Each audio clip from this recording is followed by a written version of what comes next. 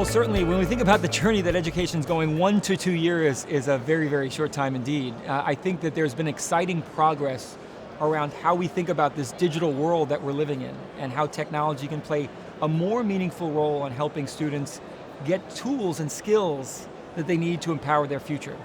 And I would say the next 2 years, my hope is that technology puts its proper place behind the educator and student's journey to empower them to have the skills that they need to succeed in life, in the workplace, to create jobs, to fill jobs, to grow economies.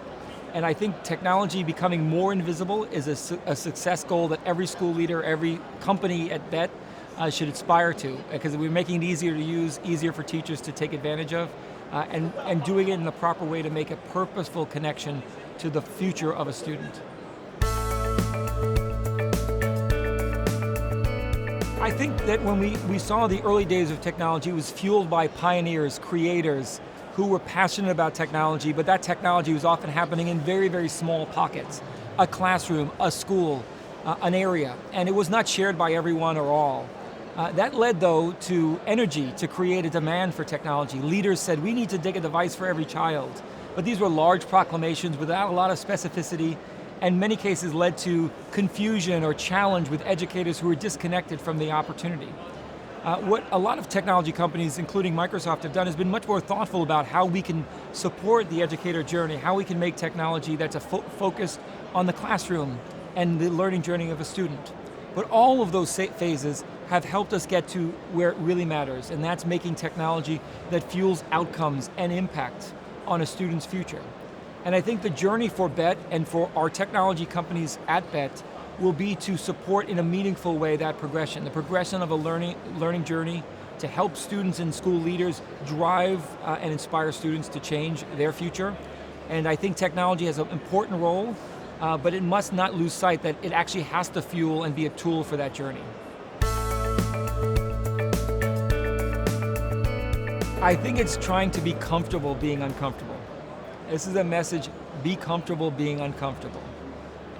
It's often challenging. It's challenging for an educator embracing technology, but I think it often gives us a new point of view, a new opportunity to learn. It's always good to try things you're afraid of. That challenge actually inspires the best of you. The other thing that I will say is, it's okay to be willing to try to reinvent yourself. Embracing new opportunities, new perspectives, walking into rooms that where you don't know anybody. Those are often the points where we learn a lot about ourselves, and I think that's been important for my journey.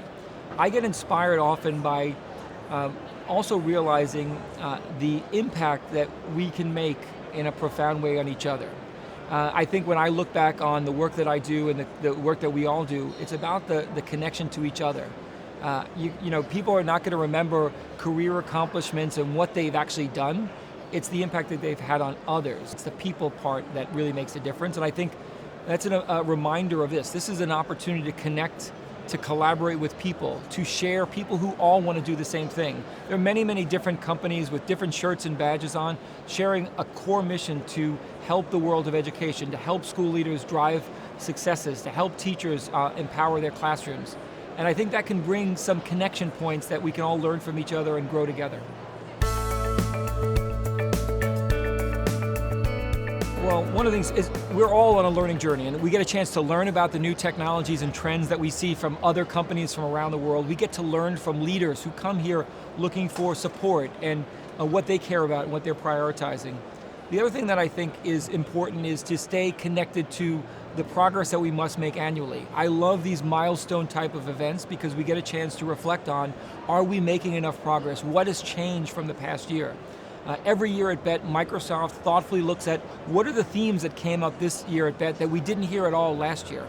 And that helps us guide our innovation, our progress, the programs that we build. So you get this macro sense of what's going on in the industry, what's going on in the world of education, that's incredibly helpful. And then, you know, not to sort of overlook past the connections that we make. We connect with amazing thought leaders, with leaders who are driving change, that are looking for support, as well as we get the chance to learn from the progress that is being made from these great countries and school leaders. So it's an annual gathering place. We look forward to it as a milestone for the change that we need to make going forward. And I also love the opportunity to connect with the folks that I get a chance to see from around the world in one place. Saves me the chance to actually flying around the world, and that's always appreciated.